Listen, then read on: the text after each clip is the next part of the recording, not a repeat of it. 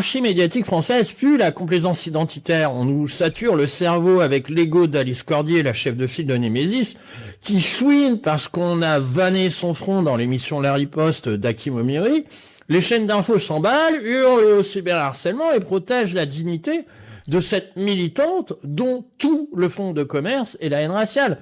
Une blague sur une implantation de cheveux est devenue une tragédie nationale. C'est l'indignation de luxe pour une bourrelle raciste qui se victimise entre deux publications xénophobes.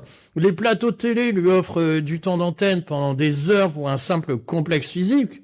Le sort d'une influenceuse facho est devenu la priorité absolue des rédactions parisiennes. Alors que pendant ce temps, à Roanne, le plomb a littéralement transpercé la peau de gosse de 8 à 10 ans. Un type de 71 ans a sorti son fusil de chasse pour arroser des enfants noirs et maghrébins qui avaient le malheur simplement de jouer en bas de chez eux. On parle quand même de tentative de meurtre par un vieux taré aux motivations racistes flagrantes. Et là, c'est le silence radio. Les éditions spéciales et les larmes en direct brillent par leur absence pour ces gamins.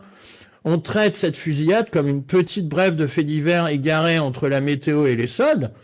Un enfant maghrébin visé par un fusil ne pèse rien face au front d'une blonde qui fait la promo du racisme toute l'année. Cette hiérarchie est une insulte à l'intelligence. Les médias pleurent sur les complexes d'Alice Cordier plutôt que de dénoncer l'exécution de gosses de couleur.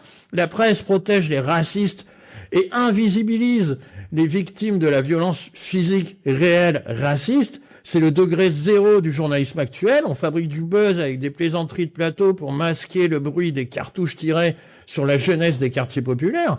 Si vous cherchez de l'info sérieuse, vous ne trouverez que de la complaisance identitaire crasseuse. La vérité est brutale pour le système. Le front d'une facho est plus sacré que la vie d'un enfant noir.